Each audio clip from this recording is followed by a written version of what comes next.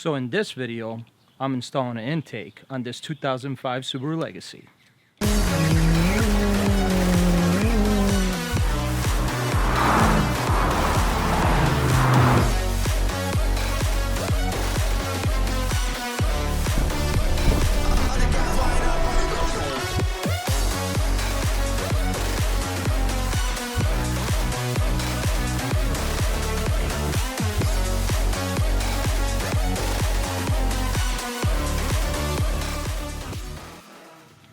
All right, so we're not even going to be mic'd up. This is all going to be unmic'd and basically ready to go. Why am I doing this? One, in the dark, and two, not mic'd up, because I'm in a hurry. I got to get this car back to the owner tonight. It's not my car, but I really wanted to do this video. And if I took it to him tonight, he was going to have somebody else do the intake, and I wasn't going to let that happen. So what we're going to do is I'm going to try to time myself. The car is still warm because I just got done driving it. So we're going to time me to see how fast we can do an intake on a 2005 Subaru Legacy 2.5 liter naturally aspirated engine. Hopefully not too long, but it is hot, so we'll see what happens. And here we go. Come on, come on. There we go. 8mm. Let's do it. 8 here. You can use a screwdriver, but I like sockets because you don't have to worry about stripping and all that. You're wondering, have you ever done this? Nope. I mean, I've done an intake. I've never done an intake on this car or a Subaru in general.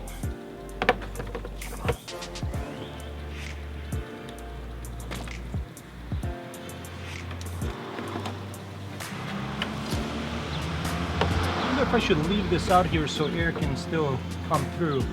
Maybe. Let's take a look here. There's a screw over here. It's like a 10 mil, or actually it's a nut. So that was not holding much in, but it was in there. It's another 10. Did I look in advance how to do this? I did not. But it's an intake. Usually whatever you see, it's kind of, you know, the whole point. If you see it, it might be holding that particular part down, especially on an intake. Remove it. And it's warm. Be careful. Don't do this on a hot engine. I'm an idiot. Wiggle it out. And that's out. That was quick. Look at that.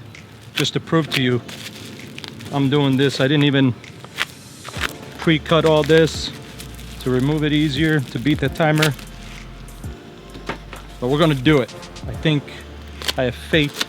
I'm not even using a knife. I'm using, what is this? A drill, some kind. I think that's how it's gonna sit. There are instructions. I'm gonna look at it real quick, cheat. Just wanna see how that sits. Does it sit like this? Looks like it might sit like that. Let's keep going, let's keep going.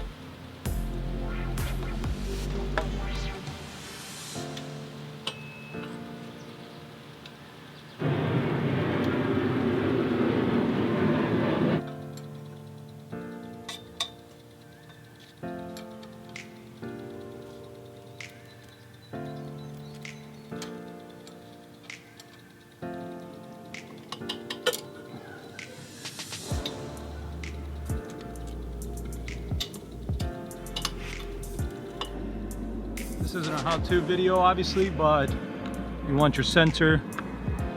It's a very, very small Phillips, but I was able to do it with a bigger Phillips screwdriver. Sorry for the airplane noise. Oh, we got new screws. Don't have to reuse the old ones.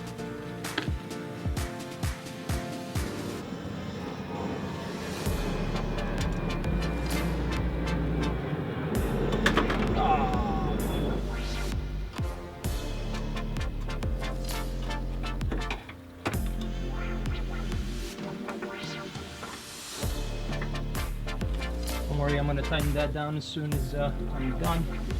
Just making sure. Ah, okay. Okay, this is where I have to remove the instructions a little bit, because there's a lot of piping we removed. We have to see which ones connect to what. Yeah, trying to time myself. 22 minutes so far, but almost done.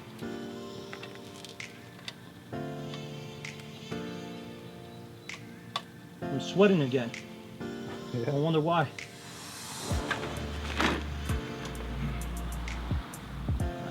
That's significant. He says that's a good fit. I feel like, sir, you're not aware of a good fit. That's like tight fit, but we don't have grease. Yeah, like that's stupid. That's such a difference. That's not. I don't know how that's. So move the clamp. It doesn't matter. The clamp is not the issue. It's the hose. When your pipe is as big as your hose, is what the problem is. All right. So this part, you take off the intake box that was sitting here. It connects to this, so you can connect those two.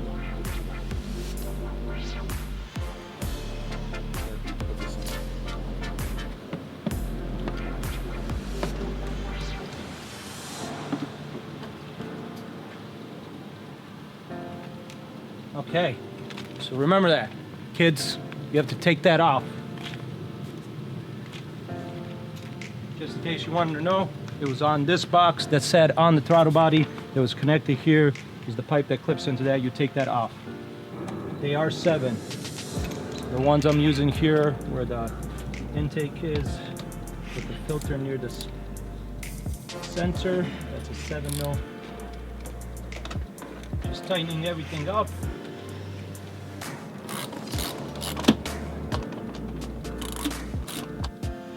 Due to some hiccups, not having everything we needed tools wise, it took 47 minutes. Whoa. 47 minutes. I'm okay with that, considering I didn't have grease to make some of that shit a little easier. You have to go on. You have to for that one over there. Yeah. You have to because of the fitting they supply you have to spread the hose, or you have expand to get a it. Yeah. fitting. Or you have to get one that's converted, but we don't want to leave. So 47 minutes with a little bit of pain in the ass. But everything's in. I'm hoping this doesn't make too much noise, but we'll see.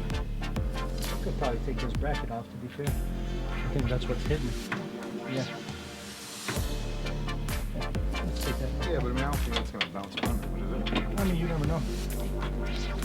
Oh, that's not a bracket for it. That's a bracket for the old one. Yeah, I think legitimately it's just a bracket for the old one. And since we're not ever gonna use the old one, might as well take it off. Yep. I think so.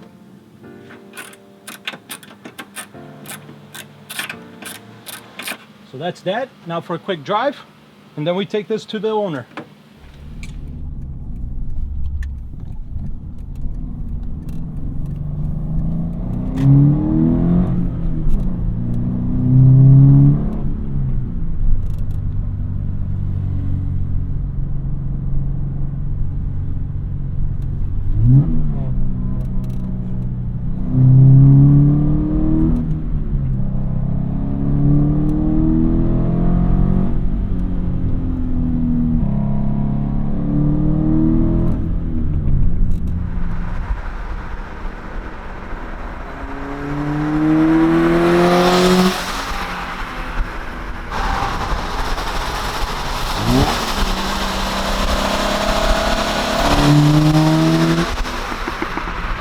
Finally, the next day, and we got the intake all installed. I think it's a well worth buy if you're looking to increase sound just from the engine, because the engine is pretty quiet. So I'm one of those people that likes to at least hear the sound, even if there's no performance gains. I can't say for sure. I didn't feel any gains, although the person who owns the car says they did. They not anything extreme. Don't get me wrong, but they feel like they do notice some kind of difference. I do want to say that it almost feels like there's like a throttle response difference. So maybe it's a placebo effect. Maybe I'm wrong. Who knows? But regardless, I think it's still worth it. It's Cosmo Racing is the company. I've never heard of them, to be honest. So we did find this online. Once again, this is for the 2.5 liter naturally aspirated engine.